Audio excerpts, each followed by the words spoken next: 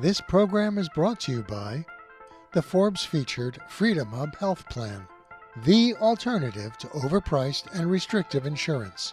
The Freedom Hub Health Plan is exactly what you need.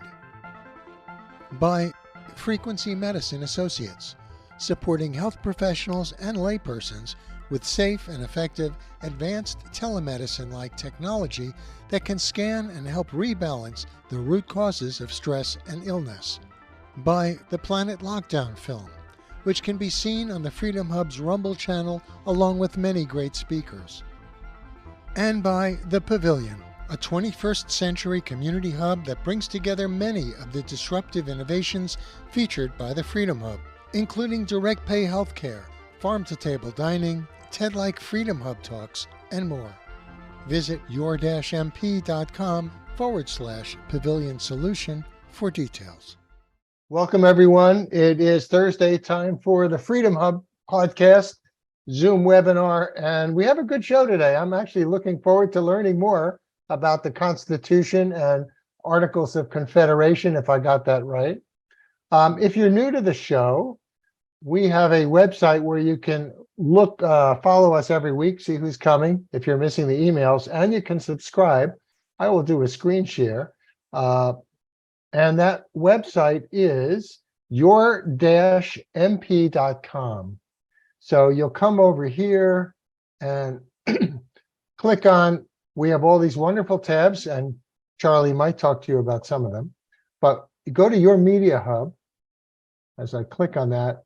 And after you, I think my standard line now, after you buy us a cup of coffee, because this is a volunteer operation, and we appreciate it, really. Come down, you can subscribe. We do recommend, if you haven't subscribed, to both of those channels, because there are different mailing lists. So you'll see what's happening. You can read about who's coming, the topics, and then down below are the channels, the YouTube, the video, the channels where we post our videos, usually at the latest by the next following Monday. So we have BitChute. You'll find us on Brighteon, Rumble, and occasionally YouTube, because we've been censored a lot because we push the boundaries. And yeah, so with that, let me stop the share and bring us back to Charlie to introduce our guest and our show today. Thanks, Jim. And I put in chat today's promo link, so you can follow along and see the platforms that our guest Bob Fiedler runs, Legalese podcast, constitutional law, at the Substack platform, which is new, which is great. It's longer form writing. And he has a book, Constitutional Sleight of Hand, about the implied powers doctrine, which our government used to imply the power to have the great evil of humanity, the central bank. And that is one glaring reason why Lysander Spooner, as I put on social media as a reason to come today, wrote in the 1850s, I believe, or was it later, that the Constitution either A, authorized the government that we have, or B, was powerless to stop it.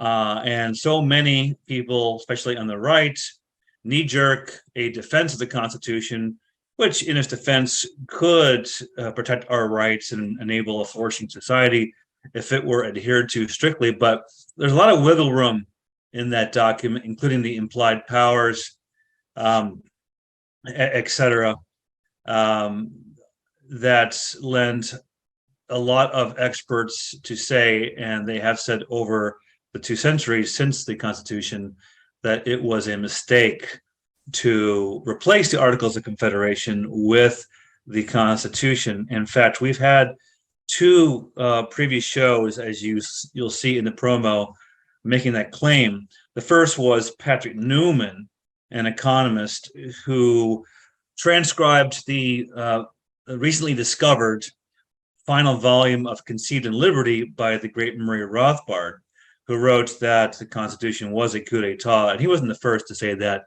Albert J. Knox said the same thing in Our Enemy, the State, that classic 1926 work. And then more recently, Katie Phipps Hague at the Mises Institute presented, and the link is there, a new children's history as part of the Tuttle Twin series that Connor Boyack started at the Libertas Institute or Libertas Institute. So Bob is going to continue that theme, not just that the Constitution was a mistake, but on a broader level, we don't really have a good handle on classical republicanism, an ideology that would make it easy to approve or disapprove of any government scheme to organize society. And with that, I'll show a couple other things later on. Maybe I'll show this now. The second smartest guy in the world, one of the best Substack authors, it's Ed Substack, had this quote this morning that I'll share. A la Lysander Spooner, the Constitution hasn't done much to stop what we face today from the Great Reset globalists, the central banks, digital currency, which is a recipe to slavery, the Patriot Acts post 9/11, the vaccine passports that the WHO still wants as part of their international health regulations that'll trump whatever we do domestically. Of course, the endless carbon footprints and the AI-driven social credit score a la China. So with that, I'll stop screen share and go ahead, Bob, and take it away. All right, sounds good. Can you guys see the slide I have up, the presentation? Nope. No? No, do it again. You reset your screen share. There it is. All right, excellent. All right, so today, I want to start here. I'm sure everyone here is familiar with the phrase that history is written by the winners. And what I want to talk about today is a unique example of when history was written by the winners, because we're going to be talking about a time where the winners, who became known as the Federalists, and the losers, who became known, I suppose, as the Anti-Federalists, were fighting for the same thing on the same side. And of course, they were initially a conglomeration of citizens of the several states that we remember as the American Patriots. And so I want to quickly recap some of the key events that immediately preceded the conflict that we're going to be talking about, this primary to our discussion. So July of 1776, the Second Continental Congress began putting together a framework for a new government. In November of 1777, the Congress had a workable plan of government known as the Articles of Confederation. November 15th, copies of the articles were sent to each of the several states for ratification, and the articles came into force in March 1st, 1781, after they were ratified by all 13 states. And in 1783, the Treaty of Paris was signed, which gave international recognition to the United States as 13 sovereign nation states. And that is an important thing to understand here, that these new United States were truly independent, sovereign nations with all the rights and privileges thereof. And in fact, our ever practical ally in the war, France, was intending to send 13 diplomats to America, which I believe is really demonstrative of the fact that this was both the internal and external understanding of our system of government. But by 1787, there was a general recognition that the states should consider some amendments to the Articles of Confederation. And this is the dawn of the Federalists and the Anti-Federalists, because it quickly became very apparent that there were two very different visions of what America should be that had formed among the people of the several states.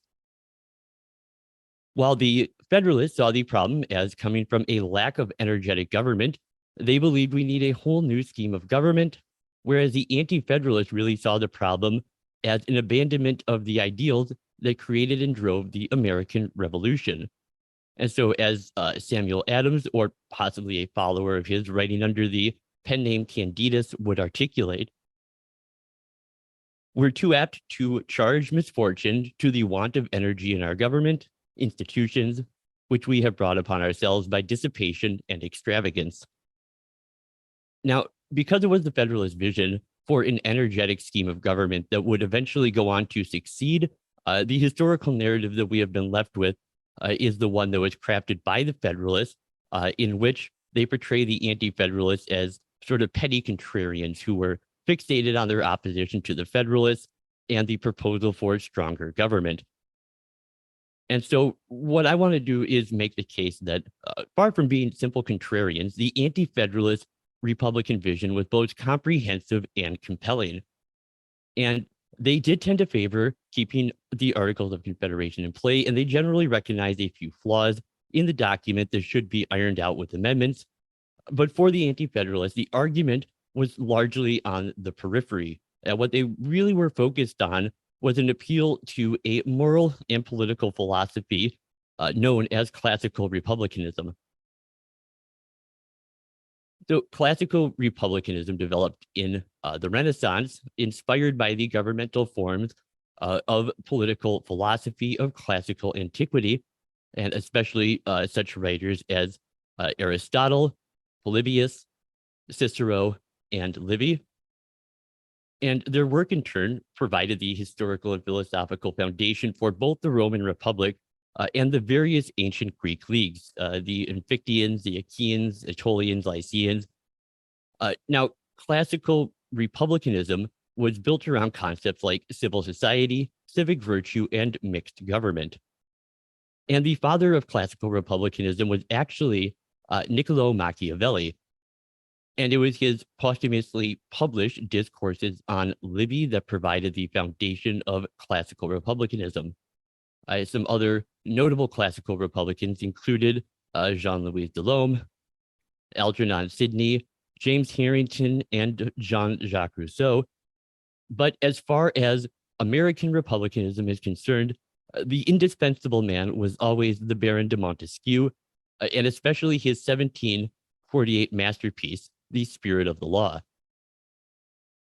So classical Republicans would draw heavily on ancient models and authorities, but they matched these models with new concerns and examples drawn from the world around them to create a distinct ideology. And this largely focused on popular sovereignty and the rule of law. And these were really sort of the first and fundamental attributes of the Roman Republican liberty, protected by popular elections and limited terms in office. Now, a republic denoted for its adherence what we might call constitutional government, the rule of law, or even simply just good government. And this notion was actually even thought consistent, at least potentially, with monarchy as one of its components. So while modern republicanism categorically rejected any kind of hereditary or autocratic monarchical system in favor of rule by the people, classical republicanism was really aimed against any form of tyranny. And for classical Republicans, it didn't matter if that was monarchic, aristocratic, or democratic tyranny. They were concerned far more intensely with the proper forms and duties of government, and they were always critical of government actors who would overstep their prerogatives. Now, classical Republicans would overwhelmingly agree that good government was an exceedingly fragile thing. Classical Republicans would often invoke the medieval image of the Wheel of Fortune to describe capricious historical change.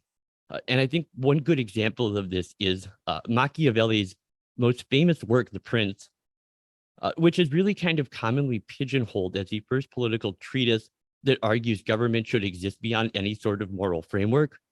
But actually, Niccolo Machiavelli was a classical Republican. He loved the Roman Republic. He saw it as the ideal model of government, and a careful reading of The Prince actually reveals a much more subtle and nuanced dialogue. Now, Machiavelli merely recognized the bad turn of fortune that the Florentine Republic had undergone when the Medicis and the Roman Curia had usurped and centralized power over the region. And The Prince was really written to address the proper rule of a state whose republic had lately been overthrown, in which the key question was how to best save what could be preserved from the erstwhile Florentine Republican government. So in America, though, in the spirit of the law, this quickly would become the most frequently cited authority. But it's important to remember Montesquieu didn't simply restate the classical Republican tradition, because in important ways, he would reinterpret that tradition and give it sort of a novel analysis. Now, in its original form, Republican government had been understood really more in aristocratic than democratic terms. And republics at their best were understood to be shaped by and for an elite, but not an elite defined by money or wealth, but an elite genuinely dedicated to wise exercise of virtue and civic duty that generously preoccupied these moral elite with the politics of caring for the welfare of the whole community. And this was achieved through what was known as a mixed regime or mixed government. So in its aristocratic form, such as the governments of the ancient Roman Republic, this concept was identified by the emblematic motto, Senatus Populus Que Romanus, which means the Senate and people of Rome. And this signified that this was a government by the people because the authority came from the people. Now, in Montesquieu's democratic reformulation, the best sort of practical republic was one that would mix elements of monarchy, aristocracy, and democracy. And this is why it's called mixed government. Montesquieu thought the best example of this was the constitutional monarchy of Great Britain, which had elements of monarchy, aristocracy, and democracy in the form of the king, the House of Lords, and the House of Commons. And the Montesquieuian reformulation took considerable power out of the hands of the moral elite and would place it into the hands of the majority of the populace. And really, in the best version of this sort of compromise mixed regime, the few of distinguished virtue would rule and share power with ordinary people and govern by consent.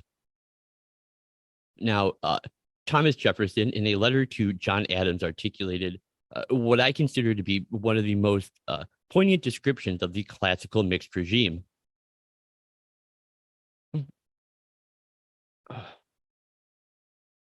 There we go. So he said, I agree with you that there is a natural aristocracy among men. The grounds of this are virtue and talents.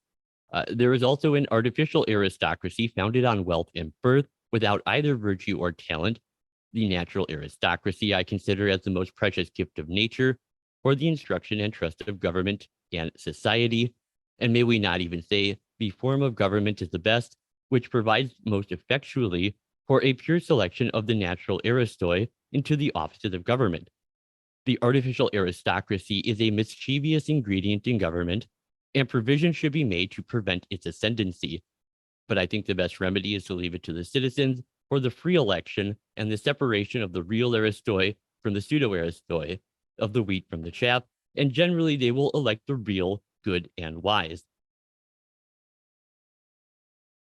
So Montesquieu, in contrast to his Republican forebears such as Cicero or Livy, had argued that the true virtues of the classical Republicans were more popular and egalitarian. In fact, mediocre was the word that Montesquieu used. He said that at its best, classical republics would put supreme power in the hands of the assembly of all citizens, meeting frequently to pass by majority vote the fundamental laws and to serve the mass popular juries in court trials and thus control the judiciary, and also to elect and later to pass judgment on administrative officers who were understood to be the people's public servants. And Montesquieu's conception of government by consent really actually had teeth in a way that not only the ancient republics lacked, but often many modern republics lack as well. And such a democracy, Montesquieu would point out, must be small enough so that the people can assemble, and more importantly, small enough so that those who stand for election to office are familiar to and resemble and remain under close scrutiny of the rest of the populace. And Montesquieu stressed a true democracy requires in all ordinary citizens an intense public spirit. Each and every citizen must be willing to devote considerable time and energy and expense to public service, long meetings, elaborate discussions, and important committee work. And Montesquieu would call such virtue in the people the very principle of democracy, or in his words, the spring of democracy. And Montesquieu explained that this democratic virtue among the citizens created a deep spirit of kinship and fraternity. He believed that such genuine fraternity actually requires something of a homogeneity in the way of life of inhabitants. And he argued that really the only persons who share the same education, the same family mores, the same economic status, and the same religion can look upon one another with an authentic sense of brotherhood and sympathy and empathy. So virtue, he would argue, is the love of equality, meaning the love of like for like, the love of and for a society that prevents sharp class distinctions, pronounced diversity, and where the chief business of the democratic community is in legislating morality and defining that morality's meaning. And so here it's important to point out that in this sense, Montesquieu's classical republicanism differs quite a bit from the classical liberal tradition that was also very influential to the founders, especially in the principles and ideals of the Declaration of Independence, but also differs from the modern libertarian tradition as well. And another key difference between the classical Republicans and both classic liberals and libertarians is classical Republicans really had a lack of emphasis on anything like natural rights or individual liberties. So classical Republican liberty really just denoted the positive rights of citizenship and not the negative liberties of natural law.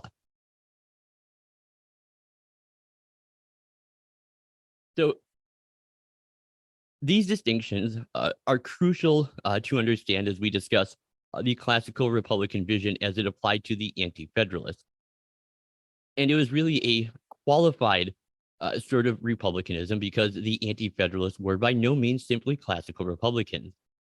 And really, just as Montesquieu had reformulated the older model of classical republicanism from the more aristocratic to the more democratic, so too did the Anti-Federalists reformulate Montesquieu's democratic republicanism with their own subtle distinctions. And the Anti-Federalist Republican vision would come to be known as American republicanism. And because the classical Republican ideal, even in its more democratic version, was not what was embraced by the founders. And really, it manifests a deep ambivalence about the classical Republican ideal, because sometimes, for sure, leading Anti-Federalists will sound very much like classical Republicans, such as Brutus in his 7th essay when he said, "We ought to furnish the world with an example of a great people who, in their civil institutions, hold chiefly in the view the attainment of virtue and happiness among ourselves." But what most deeply distinguishes the Anti-Federalist outlook from the classical Republican ideal in both its original and its Montesquieuian form is that the Anti-Federalists tended to see politics less as a positive good and more as a necessary evil to protect personal liberty. Now, the Anti-Federalists were unclassified in the degree to which they were apt to see government as intrinsically dubious and even corrupting, because they see humans as, by nature, prone to use whatever power they have to simply seek more power, and likely to use it to exercise exploitative control over others. So, as one Anti-Federalist writer who called himself John DeWitt would say, "The more we examine the conduct of those men who have been entrusted with the administration of governments, the more assured we shall be that mankind have perhaps in every instance abused the authority vested in them or attempted the abuse." Now, the Anti-Federalists also would share with the Federalists a Republican vision that was much less communal and much more individualistic and commercial than the classical ideal. And the highest priority was the protection of individual rights and liberties for the Anti-Federalists. But the Anti-Federalists would contend there was precisely in order to protect those individualistic rights and liberties, the substantial ingredients of the old classical ideal in this Montesquieuian sort of democratic reformulation would remain essential. And these were aspects that would be abandoned or lost in the constitutional order that was proposed by the Federalists, as it sadly did occur. Now, as a Pennsylvania writer who called himself a federal Republican put it, whatever the refinement of modern politics may inculcate, it still is certain that some degree of virtue must exist or freedom cannot live. And they would argue the fact that at the state and local level, government is less overbearing and domineering, and still more important, government at the state and local level tends to involve the people more, to demand more from the people, and thus keep control in the people's hands. And this would guard against these sort of elite aristocratic tendencies. Now, this popular participation and thus control over government was most widely activated through what Richard Henry Lee would call the people's just and rightful control in the judicial branch. And that is through their service on civil and criminal juries. Because the Anti-Federalists warned that the proposed Constitution was going to contribute to a grave weakening of the people's control over the judicial branch of the government by instituting a drastic diminution of the power of popular juries in America, which would mutilate what they consider the most important institution for participatory democracy. And to understand what they were getting at here, we have to bear in mind that at this time in America, juries had not only the right and power to determine matters of fact in the cases before them, but they also had the right and power to interpret the meaning of the law. And this was a power that was very much rooted in classical republicanism, as well as the English tradition celebrated by Montesquieu, who interpreted the British Constitution as placing the judicial branch in the hands of the people in their supreme power through the popular juries.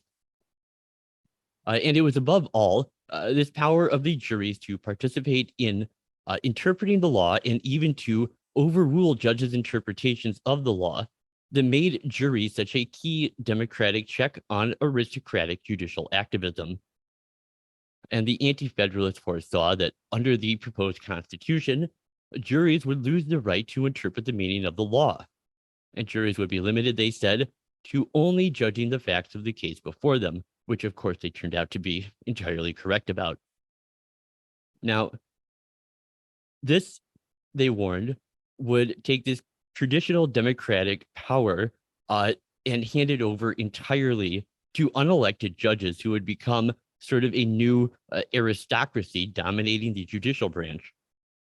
And as John Mercer would put it, the jury is the democratic branch of the judiciary, and as such is even more necessary than representatives in the legislature. Why shall we risk this important check to judicial usurpation provided by the wisdom of antiquity? It's by the attacks on private property through the judiciary that despotism becomes as irresistible as terrible. And even worse, in their view, the Anti-Federalists saw that these aristocratic federal judges would be given, under this kind of institution, the right to overturn democratic jury verdicts. And this meant jury verdicts would no longer be final. And they identify this in Article 3, Section 2 of the proposed Constitution, the Cases and Controversies Clause that says the judicial power shall extend to all cases in law and equity arising under this Constitution. But it's, of course, not only the judicial branch of the government that the Anti-Federalists see as best kept under popular control. Equally important, they would argue, is the legislative branch. And they said this should be kept under as much control as possible. Now, the Anti-Federalists argued that at the state level, elected representatives were more representative and responsive of the people's will for three major reasons. First, the state legislatures meet at a place that is much closer to the people and thus better observed by the people. Secondly, the state legislators tend to live more among the people and as a result are better known to the people in their personal lives and character. And third, the state legislatures tend to mirror the people's own character. And here, the Anti-Federalists, in effect, would articulate a specific theory of what a genuinely democratic representation ought to mean. So Melancton Smith, for example, the leading anti-federalist in New York, would put it this way. The idea that naturally suggests itself to our minds when we speak of representatives is that they resemble those they represent.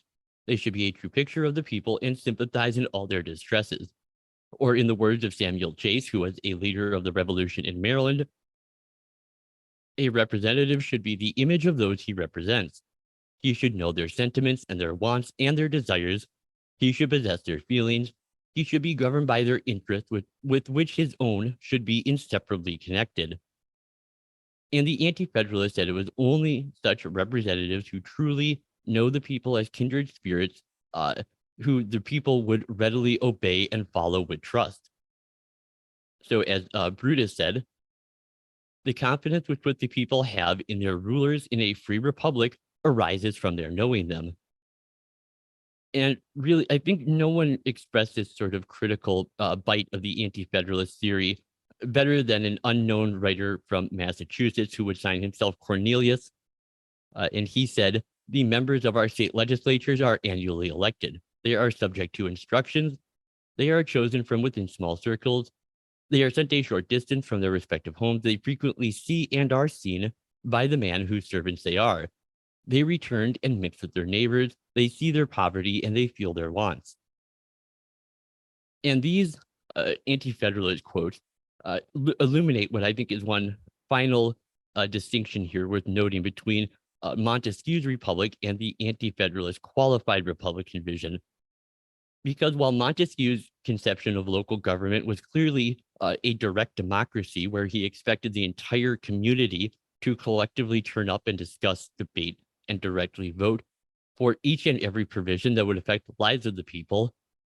But the anti-federalists, because they had a focus on government primarily as a vehicle for the protection of individual rights in a way that Montesquieu simply did not, and because to protect those individualistic rights, these included the rights to acquire property and engage in commerce, that the value of delegating that power over local democratic participation to a trusted individual to act on their behalf in local government would free the rest of the people up from the community to maximize their time, to make the most of these rights to property and to commerce. And so to kind of close out here, I want to draw attention to one final sort of winner-driven historical narrative, I guess you could say. And that is that it's widely agreed today that because the Federalist energetic scheme of government was what was adopted, that their pretense that the Articles of Confederation were terminally ineffective must also be true. But I would really contend that actually the exact opposite is true. If anything, the Articles' demise was the result of their being too effective. Now, the Federalist criticism of the Articles tended to fit into one of three categories. One, there was no coercive power to regulate commerce. Two, no compulsory taxation. And three, no provision for national security. And because the Articles of Confederation were so successfully crafted to prevent the usurpation of all power not expressly delegated, rather than just draft a few amendments that would fix those couple of issues, they actually found it was easier to scrap the Articles and simply create another new entire system of government from scratch. And that's all I really have prepared, so. All right, fascinating. I learned a lot. And Charles, I know you have a question or a comment, so jump in. Charlie.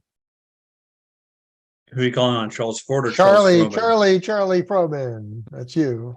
Yep. Thank you, Jim, and great presentation, Bob. I love people who can tie in all the philosophers that we're supposed to know about, but maybe didn't read or forgot what they said, and just make it easily understood. And it's important because we are in the great experiment still, and in this continent, and with the globalists exploiting our ignorance to put us in fear for their awful centralized tyranny plans. We need to know better. So that's why this show is so important. Extending your kind of intro context there, have you thought about what amendments the folks could have passed to fix the articles around those three complaints around commerce, taxation, and security? And if so, what amendments would you think would have satisfied the nationalists who instead, gave us this Constitution that Spooner said was a danger? Yeah, that's tough to say. It's clear that to a certain degree, the nationalists were using amendments as something more of a pretense to get a new government, I think, than to fix the articles. So I have a feeling that a lot of them came to Philadelphia really ready to create a new system of government. They probably weren't very interested in amendments. But as far as what they could have done, I mean, I suppose they could have just included, if we look at like our present Constitution, something like, the Commerce Clause and the taxation clause. So Article 8, section, or no, Article 1, Section 8, Clause 1, Article 8, Article 1, Section 8, Clause 3, excuse me. So that's commerce and taxation. And they could have just added some amendments like that just really mirror what our current Constitution says regarding commerce and taxation. And same for national security, too. The war powers are clauses 10 and 11 of Article 1, Section 8. There's no reason why they couldn't have just added a couple clauses like we have in our current Constitution. And those clauses, as they stand now, are pretty okay for commerce, taxation, and security, you think? Yeah, they are. And well, I mean, if anything, they grant too much power, but they certainly would have been effective at dealing with the, where they felt the articles were insufficient. They would have given all the power needed to fix those three couple problems. And one quick follow-up. I know there's some good questions coming up. That's profound, how you said the Constitution overruled one of the best checks on power in the articles, and that's the jury nullification provision. And I was going to ask you, but I think you explained it, how the nullification is overturned is by the clause I think you showed in the Constitution that allows representatives just to pass laws to overturn the ruling of the jury. Is that your point? Yeah, well, there was two ways in which this happened. So first, because under the common law, you had the right to try matters of fact and matters of law as the jury. And it's the jury nullification is the right to try matter of law. That's the right to say that, technically this guy may have broken the law, but we think it's a bad law, and so he's not guilty. And then the other thing, and what I mentioned specifically there was the cases and controversies clause from Article 3, Section 2, and that gives the federal courts the power to overturn all jury verdicts, which means they can overturn matters of fact as well. So they've lost both of those powers, essentially. And finally, how do you fix that? How do you fix that? Well, we want jury nullification, right? That's a big libertarian goal, right? Oh, yeah, absolutely. How do you fix it? I mean, I think you'd almost have to really get rid of, or at least, diminish the power of the federal courts and maybe have some kind of new system of common law. I think a lot of this comes from the fact that in the 1930s and 40s, they started codifying the law and turning all common law into codified statutory law. And I think if we had a return to something more like a common law on the federal level, where it really things sort of change over time, as they make sense, in progress, I think that could do a lot to help. Okay, thank you. Charles Ford. Good morning. I don't even know where to begin, but the response to the concept of a confederation That was tried subsequently to the adoption of the U.S. Constitution. The southern states created a confederacy. And how long did that last? About 3.5 years. As late as 1865 in the Battle of Richmond, Virginia, the state of North Carolina had in its militia over 70,000 well-trained troops, which they refused to commit to the Battle of Richmond because they were asserting their state sovereignty. So a confederacy is dead on arrival. There has never been a single confederacy that has ever worked in the history of man, and go all the way back to the Greek states and the wars they had. So that was the failure. All right, moving to the Constitution. We are gifted with a document that was written by some of the most brilliant men that ever existed in the history of mankind. Were they full of sin? Did they have their failings? Yes. But were they brilliant men? They absolutely were. So it's a unique, inspired document. The U.S. Constitution is tied to God's natural law. It requires a citizenship of morality who accepts the concept of a Judeo-Christian God and his absolute natural law. So when you say the Constitution doesn't work, it is not the fault of the U.S. Constitution. It is the failure of people to practice morality. And I go back and say specifically the comment that Ben Franklin said, "What government have you given us? A republic if you can keep it." Well, let's look at what we've done to the U.S. Constitution. One of the first things that was done to it was the right of judicial review. Sorry, that's totally ridiculous. That created the U.S. Supreme Court. The second thing is we moved to a legal system of case precedent. Thirdly, we restricted the judiciary that you have to have a JD to be a judge. Well, that's never happened in the history of man before. Why did it end up here in this United States? And then moving forward with some of the other things is the checks and balances on the government have been systematically reviewed. Sovereignty exists at the state level. The national government sovereignty only exists as a function of that. And how did the constitutional framers protect that state interest? The U.S. Senate was done what? Was it an election by people? No, it was appointed by state legislatures. That was the check and balance for the state to have their representative in the national government asserting their ultimate sovereignty. Well, that's been taken out. So you blame the U.S. Constitution because you took it out because you weren't a moral people? No, no, not going there. That makes no sense whatsoever. The last American president we had that upheld the republic, the checks and balances, was Andrew Jackson. And for that, he is vilified to this very day. They tried to kill him. They tried to assassinate him. They demolished his personal career, and they've obliterated his history.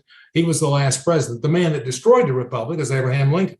Abraham Lincoln destroyed the republic. And he's remembered as this great hero. So my point is, and the last point I'll make, and then I'll shut up, is there is no such thing as an anti-federalist. That is a complete red herring. We have a national government, we have a state government. Sovereignty rests with the states. The federal word means the combination of state and national government. That too has been corrupted and misused. And that's the reason those are the reasons that the US Constitution no longer works. It's a function of the people, and it's a function of what has been destroyed from it. Sure, there's a lot to get to there. But I certainly agree with you at some points. Certainly what you say about the anti-federalists, that is true. And in fact, what I talked about in the thing about the winner written history, anti-federalist was a term drummed up by nationalists to describe the federalists as something other than federalist. It was a misnomer, and it was really meant to throw people off. So I completely agree with you there. The other thing that I would say is I'm not arguing that the Constitution is a completely failed document or completely broken. I have a lot of respect for our current Constitution. I think there are a lot of ways that it could be fixed and it could be improved, and that we don't necessarily, I'm not arguing that we have to return to an Articles of Confederation. I'm just discussing that as an option here.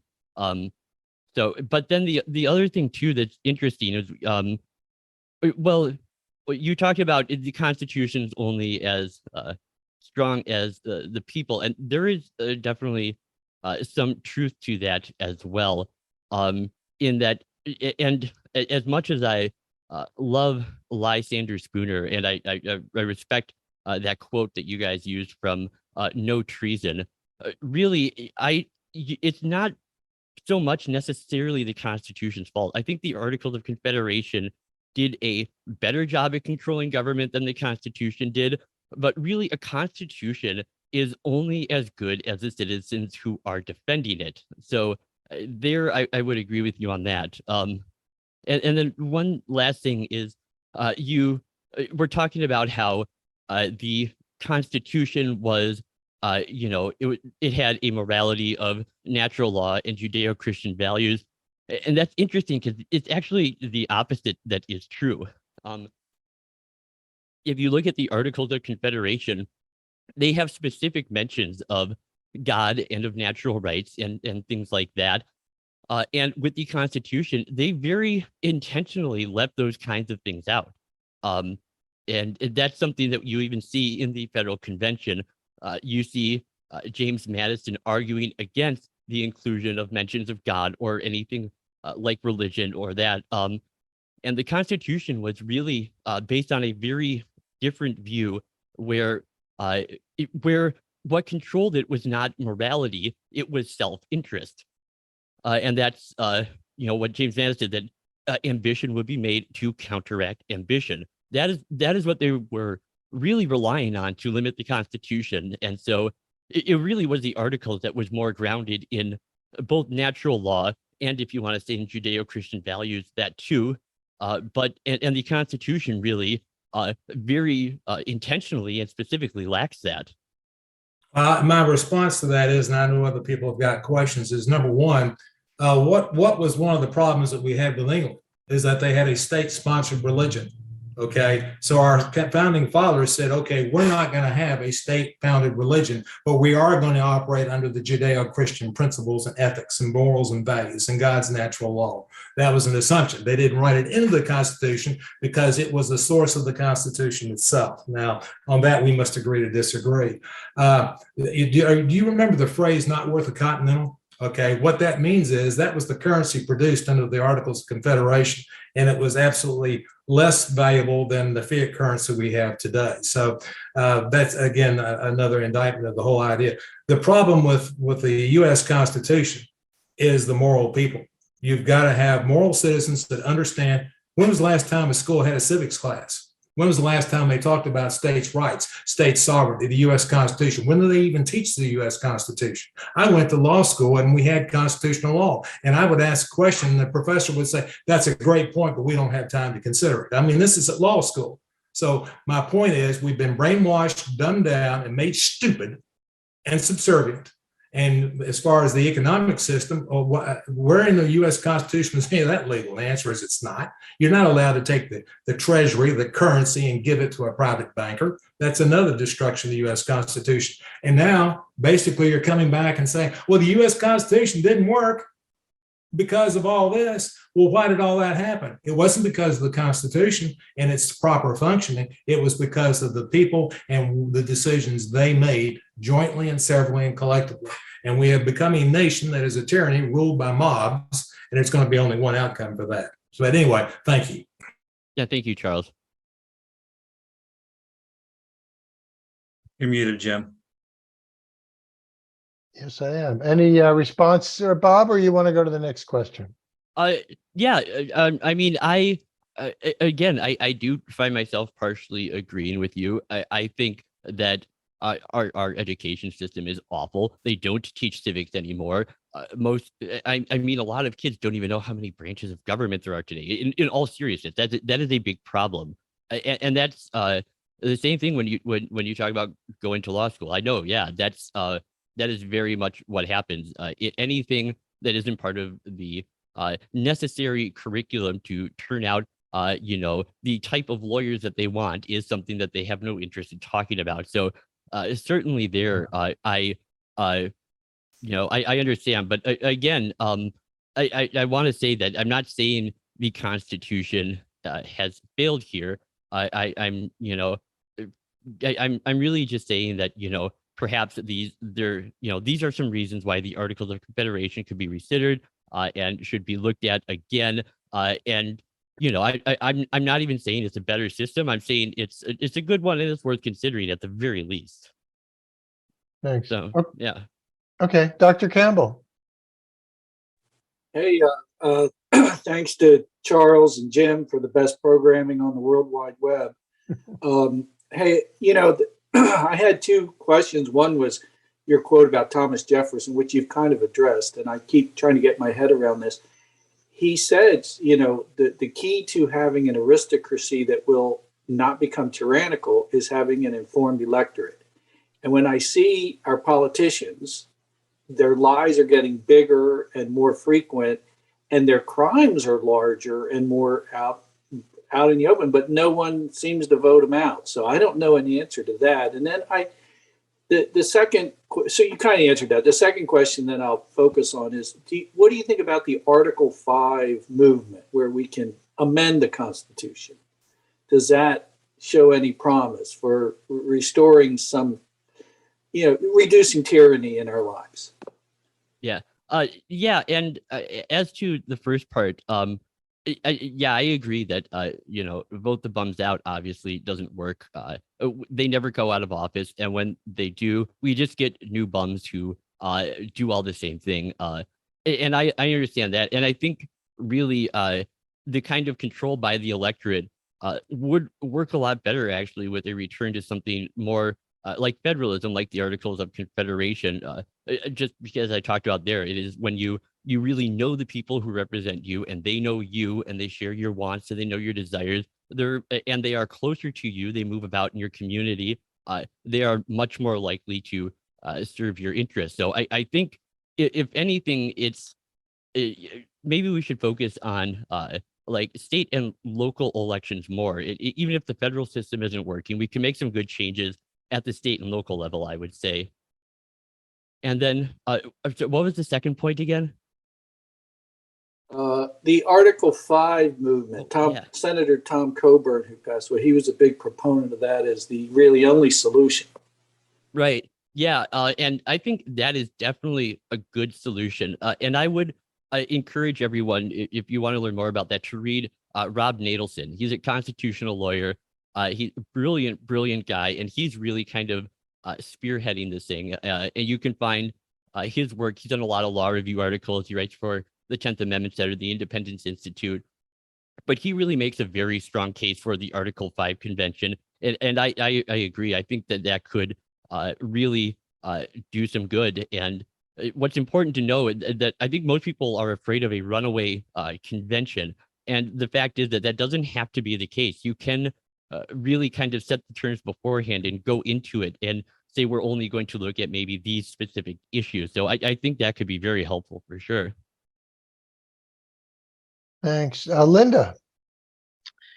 Yes. Because you made a short reference to ancient Greece, and due to my Greek origin and knowledge about ancient Greece, like the democracy of Athens 500 years BC, I would like to tell you that this famous democracy was not a democracy because he had citizens and slaves. Also, the philosophers now that we admire and we follow, at that time they were in exile, poisoned, or jailed. That was the ancient Greece democracy. You have to know that. Not imitate this example. Thank you. Comments? Yeah, sure. Yeah, and I certainly would agree with you there too. They're right. They killed Socrates because he dared challenge them one too many times. And again, it's when I mentioned the ancient Greeks, Athens. You're right about slavery. That's obviously just an indefensible thing. But I was really talking about more of the leagues of security, the ancient Greek leagues, the Amphictyons, the Aetolians, the Lycians, and those models of coming together as an interest of security, I think was, much more successful certainly than something like the Athenian democracy was, which really was mob rule the entire time. Yeah, I just jump in before your question, Charlie. I think we have to remember that, the whole consciousness of civilization, of these cultures thousands of years ago, was not at all like ours. I mean, slavery was worldwide. You know, it was normal.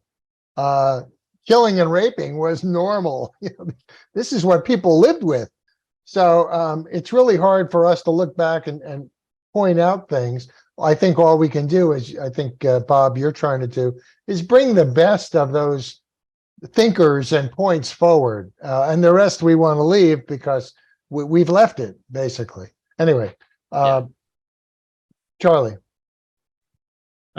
Thanks, Bob, for mentioning Rob Nadelson. He presented on the show a year ago, and I used his rationale for a campaign that my lobbying client is promoting on how to restore trust in health authorities, a cynical title that I came up with because I have no interest in restoring trust in health authorities. My idea is to abolish them or to disperse them among the states. And I'll put this link in chat. You'll see the arguments for the FDA, CDC, NIH, and HHS. This is one of those pie in the sky campaigns, much like, you know, the Articles of Confederation defense, because I think we need to challenge our presuppositions with these big ideas in order to have a better image of what our goal is. The Constitution is a great document, but it's not. It doesn't have a monopoly on the ideal government.